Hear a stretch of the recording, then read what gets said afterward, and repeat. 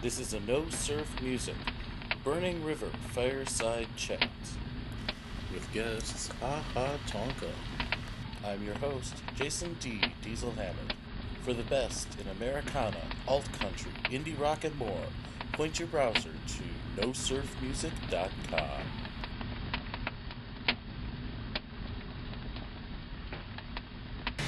And this is another edition of No Surf Music's Burning River Fireside Chats. Joining me today, one of my all-time favorite bands and good No Surf friends, Tonka. Welcome, gentlemen. Hello. And why don't you start off and tell us who you guys are? Okay, well, individually or? Yeah, say your name, say what you play. My name's Brian, and I sing and play guitar. My name's Brett. I play guitar, mandolin. My name's Lennon, and I play drums. My name's Luke, and I play bass. Okay. And pretty much anybody who reads the website or just listened to what I said knows that I've been fans of you guys since pretty much the beginning of your career. I think I actually met you for the first time right before Buckle in the Bible Belt came out on Bloodshot. And you've got a new album out now, which is your fourth, and it's called Lessons. How long has it been out? A little over a month, right? Yeah, just a little over a month. Okay. So what's the reaction been like, guys? How have your fans been telling you they like it? I mean, the reaction, it's been overwhelmingly positive. I think we've seen it as the shows have progressed over the past month, that like more and more people have the record and are getting into it, and we can kind of see that happen in the live show. That's really the only feedback that we get, other than like an occasional comment, which usually somebody goes to trouble commenting on the website or Facebook or Twitter or whatnot. It's usually complimentary, but like in the live show, you can really tell which songs are resonating, and a lot of the new ones are. So it's good. Okay, very cool. How do you guys feel about it? Have you heard anything in particular from anybody that makes you think that Lessons has been received well by your old fan base, or the other way around? Yeah, no, it's been all positive, like you said. I think even my folks, are listening and can recognize songs now, which is a good sign. My mommy told me I was good. Yeah. Well, that's cool. It's been good. I know how hard it is to get people of our parents' generation to listen to anything we listen to, so that's actually pretty good. But yeah, I just got to hear some of your sound check, and I have to say a lot of the new stuff, this is the first time I'm hearing it too, so a lot of it definitely sounded good, so I'm looking forward to it. And just so folks know, we are downstairs at the Beachland Ballroom, and you guys are about to play a show on the tavern side, which actually brings me to the first thing I want to talk about, which is the fact that last time I talked to you guys here in Cleveland, we discussed the fact that it had been quite a while since you made it back here. And you said, oh, there's no way it's going to be like another year. That was like a year and a half ago, dude. Do you guys just hate us? What's the problem here? Come on, seriously. I don't know why it is, honestly. Blame our booking agent. Yeah. There you go. Matt Bentley. We love coming here. This is an amazing venue. They make great food. We actually just had a wonderful meal backstage here. Indeed, it's one of the great secrets of the Beachland is they have an amazing kitchen. And I think the brunch is pretty well known, but most people don't know you can get some good stuff during the show, too. So, okay, well, I'll forgive you, but I'm telling you, Cleveland needs more talk, so we got to remember that for the future, all right? Absolutely. Yeah, well, there's no way that it's going to be a year and a half. Absolutely no way. All right, I'll hold you to that. So you guys have just taken a little bit of a break from the tour for about a week, right? But before that, you were touring on the new album. So hopefully tonight we're going to have you high energy, which I will definitely be looking forward to, because that's one of the keys to your concerts, I feel, is the amount of energy and the enthusiasm that you bring to it.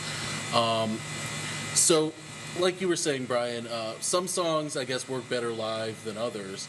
And which ones do you feel have been resonating in particular from Lessons best with the people out there? Because you said there were a few that seemed like they've been... I think the title track really makes an impact. Pied Piper's been going over well, Past His Arms. Like those are the first three that I would like really see the crowd singing along and like getting into them more and more, which is exactly what we want. Absolutely. Well, Arabella too. I get a big indeed. crowd reaction with Arabella. Well, I think Arabella is and Lessons to some degree as well, are examples of songs that are a little bit more on the rock side for this album, which therefore makes sense that people would get into them live. But Lessons was a pretty big transition for you guys as far as style goes.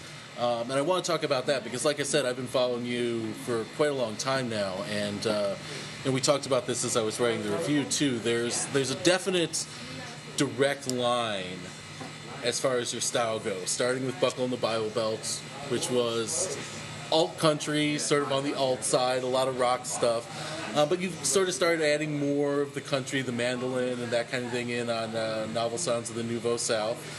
And then Death of a Decade, your third record, your last one, before Lessons, I think really started to be where you started to hit your own kind of sounds and to bring out something that was very specifically Ha-Ha Tonka, nobody else. So I think this time I described Lessons as something like a hillbilly symphony or an Ozark rock opera. And I think I said that you guys are sort of, the alt-country envelope pushers at this point because you're really taking Americana to places where nobody else has really thought of it being able to go before. So I guess, in general, can you just tell me, how did Lessons come out the way that it did? What was the stylistic element you were going for? And how did it work out in the studio that you were able to create this sound?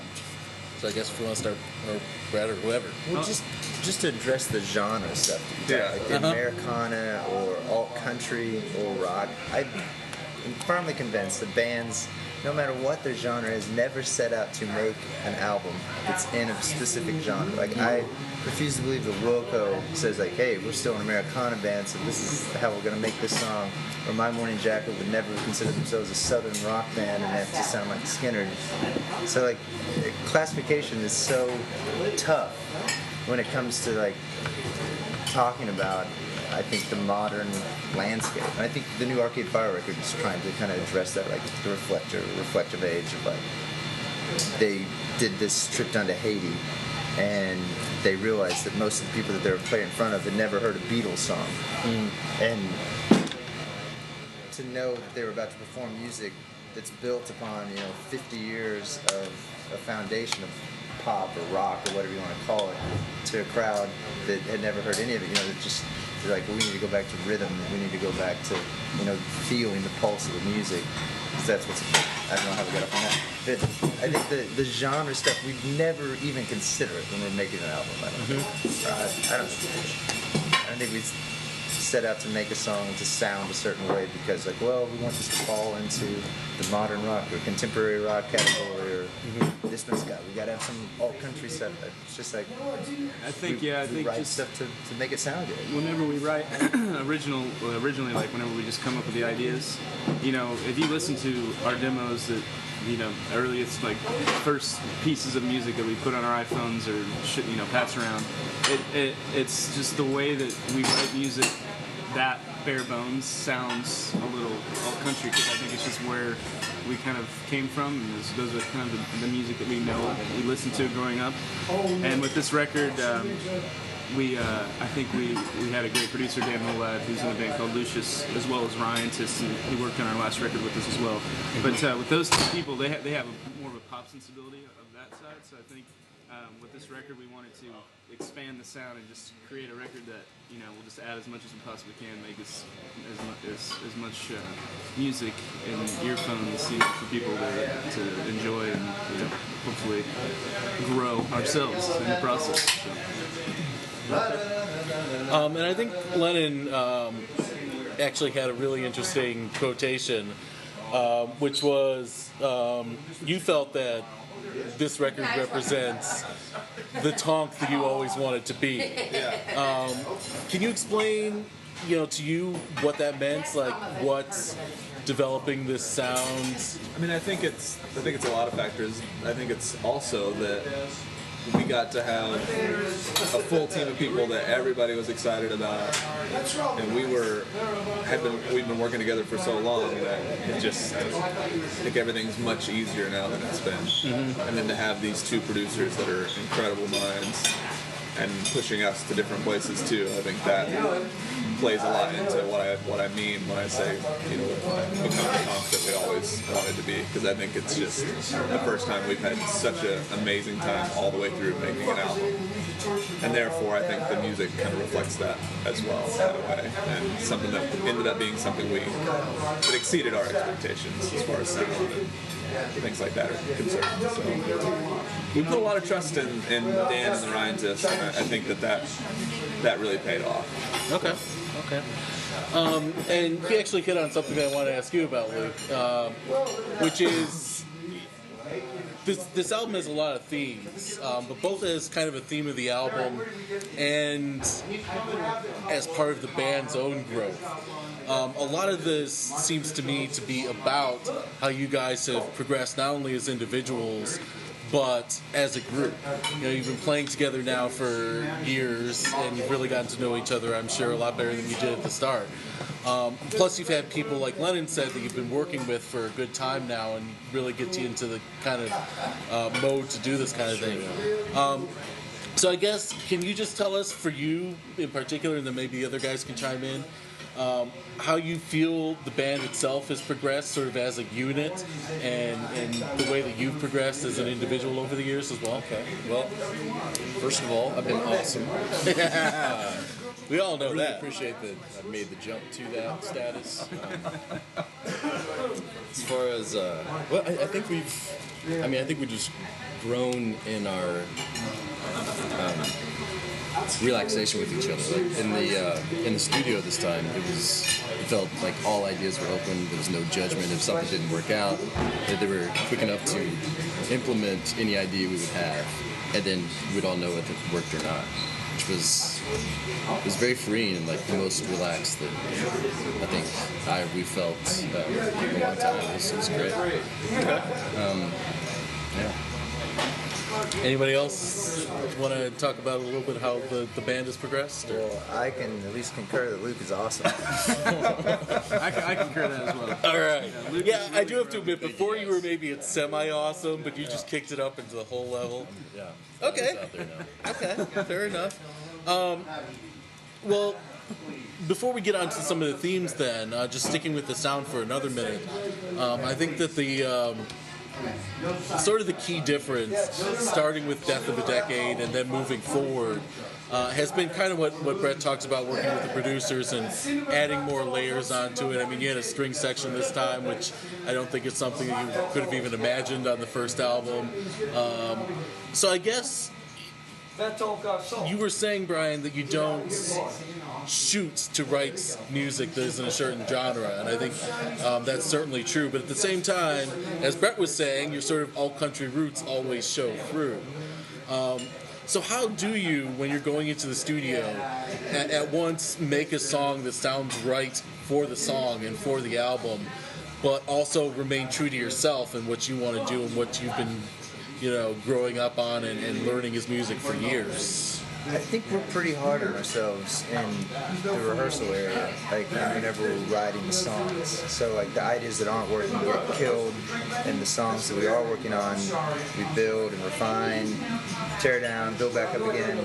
And so whenever we do go into the studio, what Dan and Ryan did, suggest, and lots of changes happen in the studio, I would say that, the vast majority of the songs are ready to be recorded. So there's not a lot of let's take the whole day and write a song in the studio. Most of it's, we'll go into the studio with 12 or 13 songs, some of which, probably 3 or 4 need work, but they're, songs already that we've already put through our own thrasher, and they've come out the other side. Does that make sense? It does. It does. So, going into the studio then, you obviously, like you said, have had a lot of practice together as a group and all that, and then you sort of add what the producers feel on before that. But even before that, when you guys are first getting together and working on a song, what's your process like? How do you come to the group, for the both of you, that Brett and Brian, who tend to write most of the lyrics? How do you come to the group with a new song, and how do you guys add all of your individual pieces onto it as you go along? Like, what's your individual band process for that? A lot of times it comes really bare bones, like it'll just be a vocal and a guitar, or just a melody idea, and it'll only be like 20 or 30 seconds long. Okay. Sometimes we might have a chorus or something, and then we'll end up passing that around like online or whatever, because we all live in different places, minus me and Lynn live in Kansas City, but just pass the song around, and then once we get together, everyone's kind of got an idea maybe on what part they want to add, and then we'll talk about structure. It keeps building. Or how many times should we repeat this one part? Should we repeat this one part? So it's really just a lot of conversing before, I think, and we just try to hash it out, and then we'll talk about it. It's, what would be cool here? If we want to add like a weird sample in this one or something like. So just a building process. Okay. Lots of 90-second demos. Okay. It seems like most of the stuff are 90 seconds or less. So it's like little intro, verse, chorus, repeat the chorus again. Like, anybody like this? And then that might be an idea that we work on then as a group. Okay. So then, you mentioned an interesting point there, Brett, which is, you guys all started out pretty much in the same part of the country, the West Plains, Springfield area of Missouri. But you sort of dispersed. I mean, Lennon and Brett, you're both in the Kansas City area, but Brian's out on the West Coast, and Luke's now out on the East Coast, right? So do you find it harder now to sort of work on that stuff when you're not actually traveling together and you're, in your own parts of the world, I guess, to sort of bring your ideas together? Or is it really because of the online world that we live in, you feel like you're able to communicate just as well? Does anybody have any thoughts on that? Yeah, I think it's our process is pretty great. Like, I think it's nice that when we're not together, we have a sense of separation to kind of refuel ourselves and get excited about. When we come back for the first time, we always are asking how everybody's doing, what's going on. And that kind of, I think, when you come into a rehearsal environment, can really sort of make it just, I don't know how to explain it.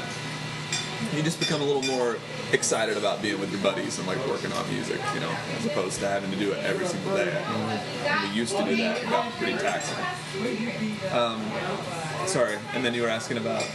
Oh, no, just how that has affected the process of Yeah. you guys coming together to work. Yeah, so I mean, the online thing helps a ton, but I think mostly it's that time in the room, that makes the biggest difference. So really, Still. the traveling, I don't think it affects it really at all. In fact, I think it makes the songwriting process better because we get separated from each other, and then might send some blips online, and then when you come together, just like Lennon was saying, you get really excited about it because It's like more of focus or something. we took a break from each other for a while, which is needed obviously after you spend 24/7 with people for months. And then Stuck in a van and, yeah. 3 days of rehearsal equal, like 3 weeks on the road, usually, as far as just grinding, you're just talking nonstop about everything, and everybody's personalities get involved. And it seems like our rehearsals, when we were writing, they seem so much more productive that way. Like we were usually almost finishing, or at least getting close, like a song per rehearsal, which is good for us.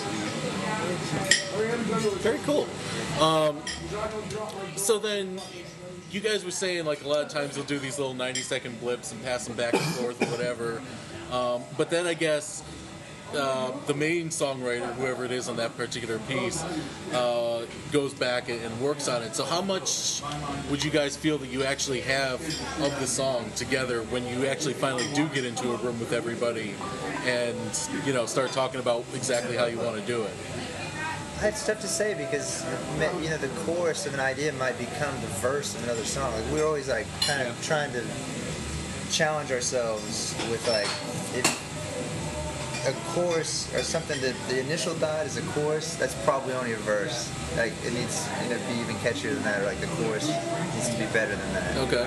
So like a lot of times songs will get meshed together, or we'll steal bits from other demos, insert them into songs as they develop. But a lot of times we'll come like settle on a structure in rehearsal, and then like maybe just have one lyric or one chorus line, and then just kind of leave the rest blank, or just do like blah blah blah, as we're rehearsing it. Record that on the iPhone, just in like GarageBand style, sitting out in the middle of the room, and then we can just listen back to that. Okay. Yeah, not a ton is really done before the rehearsal. I don't think it's usually like just the demo at that point. You're kind of rolling in. So really, then it's sort of like somebody gets an idea, and then you really flesh it out, the four of you together. Yeah, absolutely. Okay. Well, I think that the reason I wanted to hit that so hard is because I think that it kind of shows in your writing these days, especially, that you're a band that really sort of focuses on making everything work as a group. I don't think you could create an album like Lessons if it were more of an individual coming in saying, this is how it's going to be done, and you play this part, and you play this part, and that kind of thing too. So I think that's one of the things that really plays into your sound as well. And I think it's one of the reasons why the album sounds as cool as it does. So I'm glad we got to talk about that. But moving on from the music a little bit, I also want to talk about some of the themes. Because I think to one degree or another, all of your albums have had different areas that they've concentrated on. Buckle in the Bible Belt was a lot about the Ozarks and Missouri and sort of the legends of the area and your own experiences growing up and stuff like that. Novel Signs of the Nouveau South kind of bordered on sort of a couple of themes without actually becoming a full-blown concept album. But this one I felt like it's about as close to a concept as you can get without just outright saying this is a concept. And I think you had a really great line about that, Brian, which hopefully I can find real quick. It was something about how you wanted to tie several different themes together throughout the album without going full-blown Tommy. Which I thought was great, because that's kind of how I felt about it too. And I think the Lessons title was really key, because that's what this album is about. It's sort of it's this strange thing. It kind of reminded me of Bob Dylan's first album, where he was like 22 years old and completely obsessed with his own death.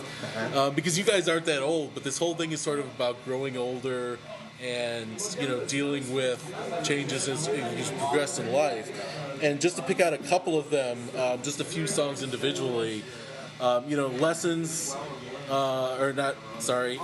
just starting off at the beginning, Dead to the World, you have sort of the growing into yourself themes, recognizing your own identity, relating to the outside world, stuff like that. Then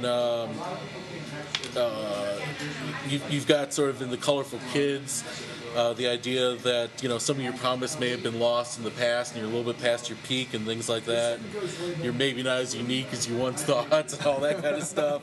I'm not saying that you guys aren't unique, but you know what I'm saying.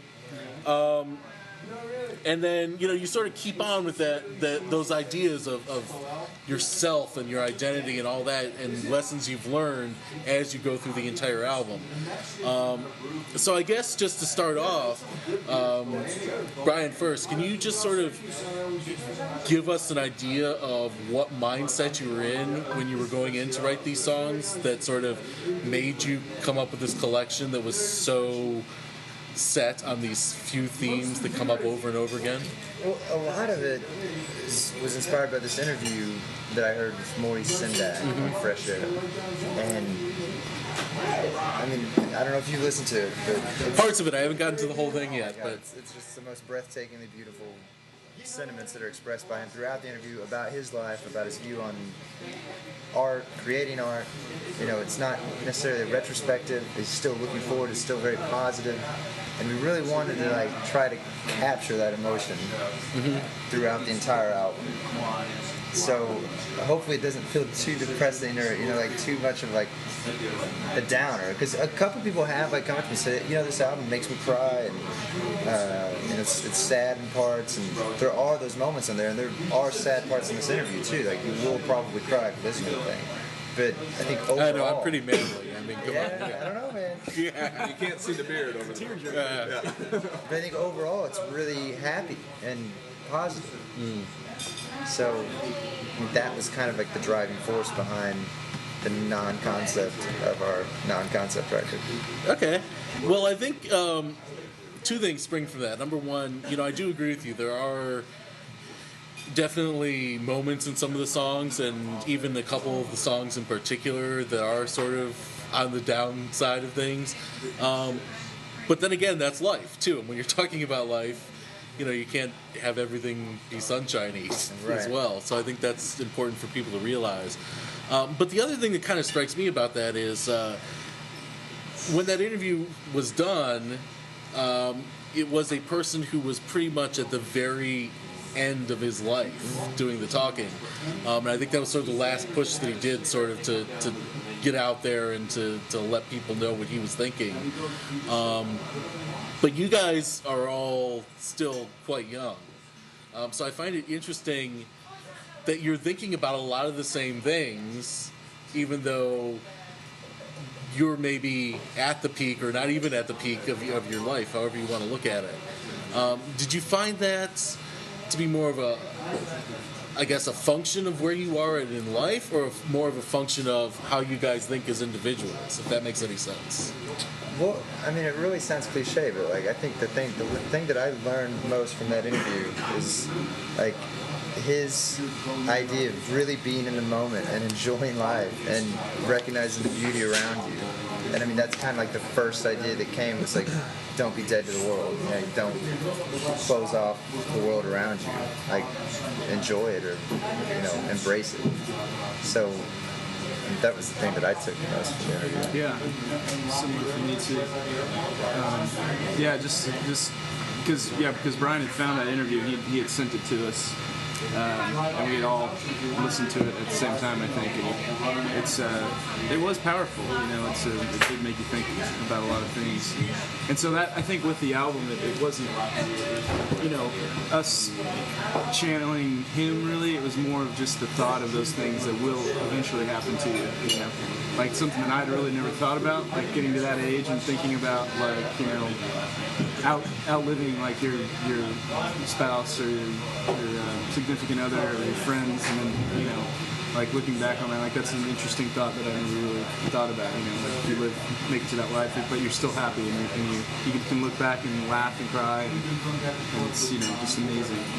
And I think that just having that in your brain while writing the album was definitely. Like he's so appreciative that it moves him to tears, just talking about how much he enjoys whatever's happening around him. And if that, I think in the clarity at the end of life, you realize some truths that all of us are still dealing with, so it's good. It was a good platform for someone who's eloquent and lived and made, and then to condense his life and interview, not wholly, but to touch on where he's at. Okay. That's very powerful. Okay. Well, Lennon, I definitely want to get you in on this too, because you, as we were just discussing upstairs, have just gone through a major life change yourself, having your first child. And obviously, the baby hadn't been born yet when you were writing this, but you must have been thinking about that as you were going into this process. Did that sort of new era in your life coming up have any effects on the way that you thought about this kind of thing? Yeah, I mean, honestly, I think with most of the content from me, I tend to attach myself to the song almost after it's finished, if that makes any sense. Okay. It's like I'm more thinking about musical aspects than lyrical, as that's more my role. So, but anyway, being able to come back and like attach myself at the time when we were really getting close to all that, and the album was coming out at the same time of having my child and all these things. And yeah, there's definitely like some serious weight and impact that carries over into that in a way that almost attaches me even more to these songs than any of the other ones we've ever done. You know what I mean? Because they are so relatable, I think. You know, just the way that we did kind of approach it. Everybody knowing the lyrical content was going to be based around this. And, you know, it's just kind of I think it definitely weighs pretty heavy, those thoughts and things. So. Okay. I don't know if that was just a circular answer. I'm not... No, it's good. It's good. It's fine. I guess beyond just the themes, there was also something of an extended metaphor that ran through at least 4 of the songs in particular, but really through a lot of the album in general, which was this idea of the synthetic love and the synthetic heart. Can you, Brian, maybe just bring us through what those ideas meant to you and how they ended up becoming such an important part of telling that story about growing older and all that? Well, without destroying all the mystery. Indeed. I think it touches upon, like, it's obvious. I think most people want to live beyond themselves and want to, you know, experience the future. And I think the idea, the concept of, like, being able to correct wrongs that you've made, righting them, or just learning from them, and, you know, constant self-improvement. It's kind of like the idea behind it. And, okay. You know, whether that's in relationships, or whether that's just self-improvement and having a better outlook on life, I think that was the crux of it. So where does specifically, just to get down to the nitty-gritty of writing, where does the synthetic parts in particular come in your mind? I just like the imagery of, like, a synthetic heart, and, you know, that you could, I'm going to destroy the mystery. I like the imagery of it. I like the imagery of it. Well, no, it's fair enough. I mean, certainly people should listen to the album if they haven't yet and pick up on it. But the reason I think it really struck me, too, is because, you know, I think I said in my review, specifically about the synthetic hearts, that, you know, once you're talking about a literal synthetic organ, you know, that could extend life or whatever it is, but also sort of in the metaphorical sense that our culture has defined the heart as this, really what the brain does, sort of giving you, you know, what you actually are as a person. A synthetic brain doesn't have the same ring. No, it doesn't. It doesn't, certainly.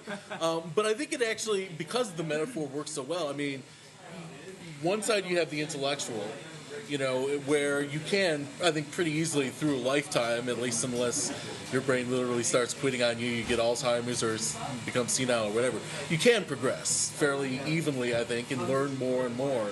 But I think the heart is sometimes sort of a different matter. And you kind of talk about the need to renew it in order to keep going. And I think that's the difference between, you know, somebody who ends up sort of at the end of their life with the outlook that you are talking about wanting to create, or somebody who gets towards the end of their life being bitter and feeling like, you know, they've lost everything or nothing's worked out and all of that. So what is that, I guess, that feeling of renewal mean to you, and in the way that you want to construct both the metaphor and the larger ideas of lessons? Does that make sense, or is it a little... What is... I guess what I'm asking is, you know, you talk a lot about growth throughout the album and growing as a person, learning about yourself and all that. But I think it's also important to hit on the idea of renewing yourself, and how it's not just a straight line, but you need to keep coming back and learning from the old stuff and moving on in different directions. So I guess I'm asking is, do you feel, I guess, the idea of renewal is just as important as I do as far as that goes? And how does that differ from just the direct line of growth that you talked about in some other ways? Does that make sense? Am I still completely gone? Okay. I mean, I think I know what you're saying. I think I'm going back to the head and the heart thing. Okay. If that helps you. Yeah. No, it's impossible to separate the head from the heart, and that's the great mystery of life, isn't it? I don't know. You're the one who's been talking about the mysteries of life. I'm just interviewing you, dude. Yeah. Well, I don't have the answers, unfortunately. Okay. But if you buy our records, You may find a few of them deep in there. Okay. Well, obviously, me being somebody who spends a lot of time thinking about what you guys write as sort of a critic, if you may. That's kind of one of the things that I hit on. I mean, really, I don't think we've come to a conclusion or an answer, and that's kind of why the title Lessons, and it's the centerpiece of the album. It's right in the middle of all the tracks. It's the cog in the middle of the wheel, and it doesn't come to a resolution either. Anyway, it's a mantra. Like, I can't keep doing the same lessons again. It doesn't say how. It's just that you can't do that. Everybody knows that. Everybody knows they need to improve themselves, and you can't keep making the same mistakes. But oftentimes you do. You just try to get better and move on. okay, fair enough. Well, beyond those sort of big picture ideas of what Lessons is all about, there are also a couple different things I wanted to talk about in some of the songs in particular before we wrap up here, if you guys don't mind. So the first one is in Colorful Kids.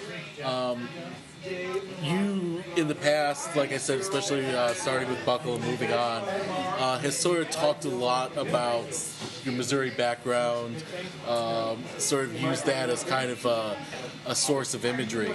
And on the last album, you had the song The Humorist, all about Mark Twain. But this time, you sort of had a metaphor all about Huckleberry Finn. Number one, I guess, since this is mostly Brian's work on the lyrics here, can you tell me, I guess, what your attachment is to Huckleberry Finn as a character, and what it means to you in relationship to where you grew up and all of that, if anything, and also how you decided to use that and the Duke and the King, the characters, to get your take point on that across. was actually better than the original meaning, though. Okay. I wouldn't say that. So that was the meaning all along. Oh, okay. So just read my review. You know everything. No, go ahead. I'm sorry. Mark Twain's just my favorite author, and I love that story. I mean, Huckleberry Finn's like, he's the original Holden Caulfield. He's an endlessly fascinating character. There's so much of America chopped into that book and into that character that that's the reason it's required reading. I mean, you have to know this character. And I thought that it was a good opportunity with that song, talking about lost opportunities, or maybe not necessarily lost opportunities, but the loss of potential. Potential is such an interesting idea to me. Having potential is oftentimes better than doing something and it being all right. It's almost better to have the potential and never come through with anything. The new act or the new thing is always better before it actually arrives than when it arrives. People can make judgments and people can make their own assessment of it. It's like the idea of potential. So, as a child, your career paths, your opportunities are endless. You can be anything. You can be a doctor, you can be a lawyer, you can be an astronaut. But then as life progresses, those become narrow, and then all of a sudden you're playing in a rock and roll band, or you're a relief pitcher for the St. Louis Cardinals. So I thought you wanted to be an outfielder. I wanted to be an outfielder. Okay.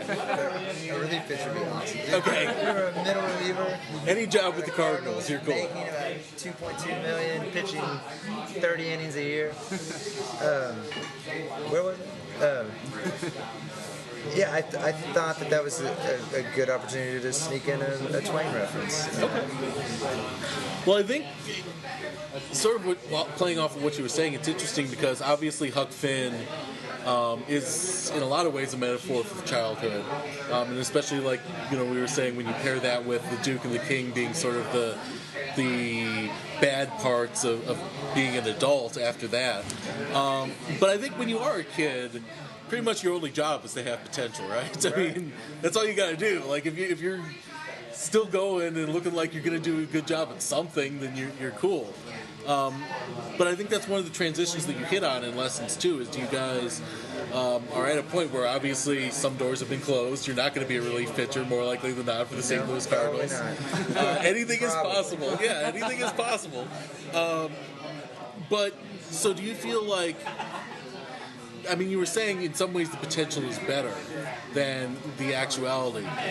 But do you still feel like you guys are getting to do what you wanted to do, all along as a band and as artists? Like, is this kind of you fulfilling what you wanted to do then? I think so. I mean, but the more you get into it, you always want something bigger or something better.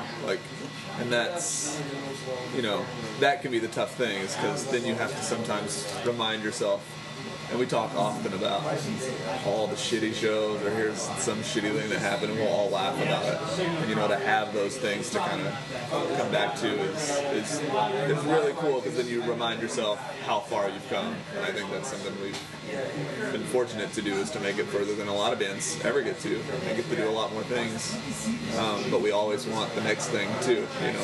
Financial stability. Maybe that's it. Being able to eat and provide home and all that are good. Yeah. How about you, Luke? You haven't said anything in a while. What do you feel about the life you're living now? Do you feel like you're hitting that area of potential? It's thankful that we're still making music that we're stoked about. And whenever you make, say the last album, and you can't remember being excited or that excited about something that you've done, I feel like you're still making relevant music, and striding along and hopefully getting along and just making love to your bros, dude. Love your bros. Okay. There we go. Well, you said it, so there we go. So let's talk about that, the lovemaking in the now. All right. Well, do you want to say anything on that, Brett, or you're the last one? So I mean, I think I wouldn't want to be doing anything else. I mean, like Luke said, and Lennon said, you're very grateful that you've gotten to do it this long, and hopefully we'll get to do it for another 10, 20 years, if we can. It's because there's definitely, I would much rather be doing this than sitting at a desk for 9 hours a day making $100,000. I'd much rather be poor than be in a band and be rich and have a lame lifestyle, I guess. gotcha. There's actually an interesting article that I posted on my Facebook today. A friend of ours goes by the name Dollfish. His name's Max Solish. He's a really talented songwriter, but his father did a piece in the New York Times about his son's lifestyle, and how in the end he basically says, when his buddies ask him how his son's doing, he's like, he's doing great, he's living the life of a millionaire retiree. Yeah, well, I guess that's true, because basically right now we're in reverse retirement. So yeah. We'll just be working our asses off at the end and try and survive. Fair enough, though. Fair enough. Well, I mean, we've talked about this before, too. I mean, if you're doing what you really do want to be doing, the money really doesn't matter that much. I mean, obviously, like I said, it's good to have. It's necessary to have. Yeah, it's good to have enough to get by, but you don't need to be Metallica or something necessarily and have a giant house. But I guess what the theme was for that whole thing was, buy their record, everybody, because they could use a little bit of help. Album sales are non-existent, basically. I mean, for everybody, it seems. Yeah. Whole other topic, anyway. Indeed. I don't want to delve too much into the survival of the independent artists or anything like that. The major label artists, Timberlake's new record only sold like a couple 100,000 copies, which is insane. I hate only selling a couple 100,000 copies. Think about that, though. No, I do. I would say his tours probably sold 3 or 4 million tickets. Right. Well, it's definitely sort of a messed up situation, which is one of the reasons why, I mean, you guys know this, I always wait until you come to town and I buy the vinyl. Yeah, even though I get a free copy of the online album to do a review, like, I always buy the vinyl because, number one, it supports you, and number two, it's just so freaking awesome to have stuff on vinyl today.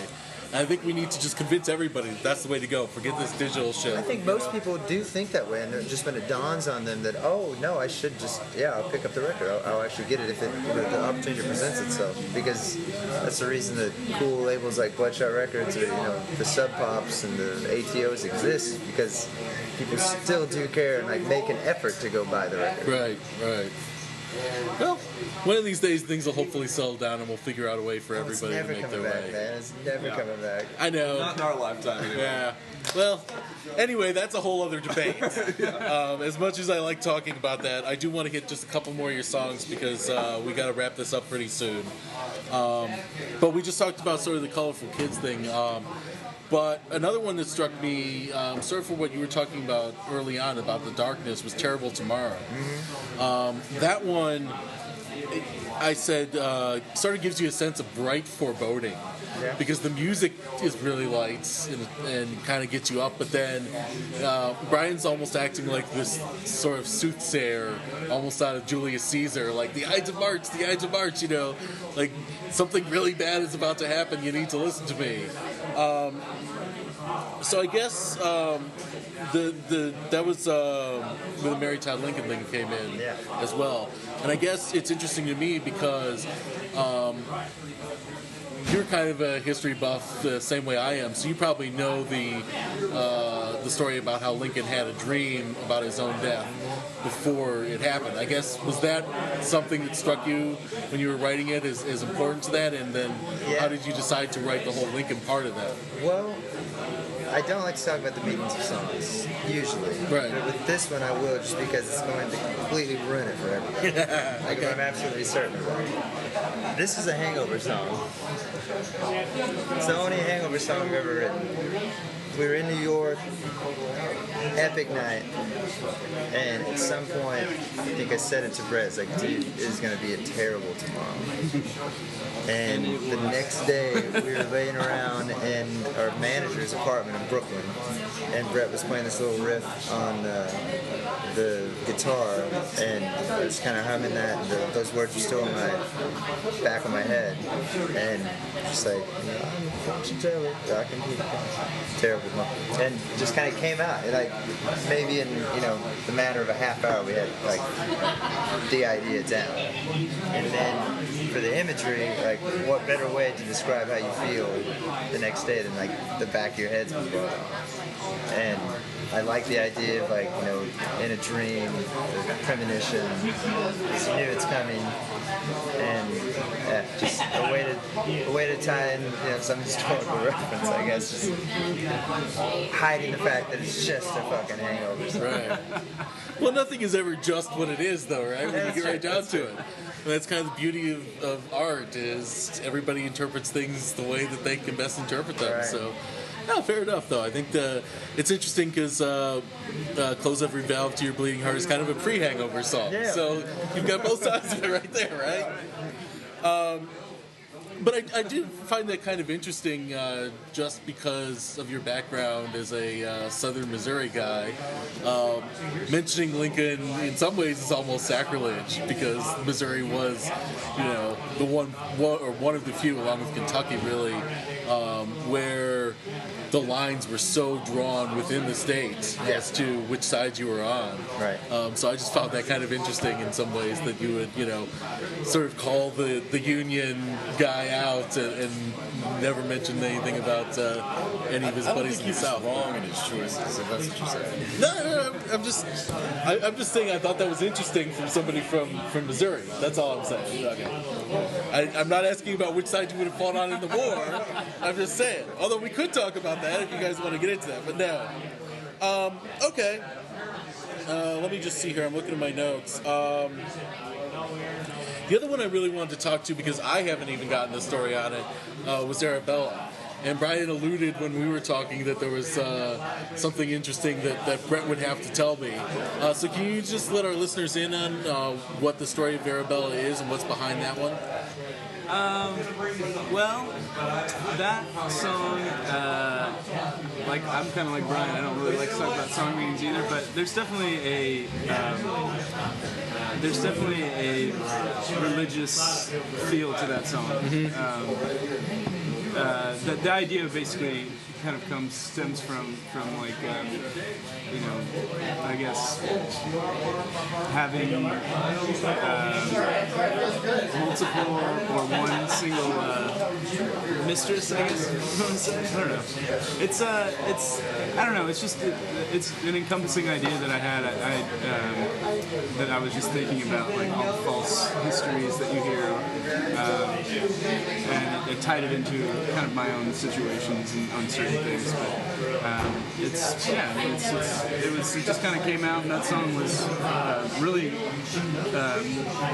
came a little bit more developed once we took it into Dan and Ryan. They kind of really helped to take that song to the next level, I think. So. You're smiling rather smugly over there, Brian. I'm not even gonna ask. Okay, fair enough. Brian just likes to smile. Yeah, it's true. He's a happy-go-lucky dude. I mean, what can you say? I mean, you listen to his music. I mean, the first thing that strikes you with the lyrics is, wow, this guy's just dancing on a cloud right now. Yeah, everybody says they're so depressed. Like, are the lyrics really that down? I guess they are. Well, no, I think, I guess to bring this all back home, I think what I really saw in this album is a level of maturity to not just the music and not just the lyrics and the themes, but to really the whole thing as a package. And I think that's actually a good metaphor for what it's about as a piece, which is, coming together as you age in life and as you start to learn things and grow more mature. So I think, like we said, life is not all happiness and it's not all sadness, and you kind of have to find a balance. I think that this album is really about finding balances. So I think you portrayed that well, and if people are focusing on the hard parts of life, then they're probably people that focus on the hard parts of life in general, and so I think, like we said, everybody interprets things differently, so maybe that's it. And that's what we like. Absolutely. Well, once again, guys, I really do want to thank you for joining me. Hopefully you didn't mind. It was a little bit loud down here, so it's kind of hard hearing each other sometimes. But I do definitely want to say, anybody out there who doesn't know Tonka or has heard their past records and has yet to hear Lessons, go get it. You will not be sorry. It's one of the most impressive albums thematically that I've heard in a long time, and the music is just absolutely like nothing else that you have heard, and you'll want to hear a lot more of it. And if you ever get the chance, check these guys out live, because they are just absolutely freaking amazing. Go on. No, seriously, like I said, you guys have been one of my favorite bands for quite a long time, and definitely love to see you live. So that's what we're about to go do right now, actually. Well, Diesel, just so you know, you've been one of our favorite interviewers of all time. Yeah. Oh, well. And you always have really great, in-depth questions. It's always fun. And we always show up as hungovers. It's always after Columbus. Yeah, well, that's the problem. You guys go to Columbus, and you get, anyway. But if you came to Cleveland after every time you came to Columbus, at least you'd be here a lot more often. Because sometimes you just skip us. You get to Columbus. Oh, no, That we promise it won't be another year. Anyway, it better not be, because I definitely am looking forward to tonight. Always look forward to you guys being in town. So thanks once again, Brian, Brett, Lennon, Luke, everybody. We're shaking hands here, because what the hell? This has been another No Surf Music Burning River Fireside Chat. This is your host, Jason D. Diesel Hammett, signing off. And once again, Tonka's gonna rock the house. Thank you. Bye-bye.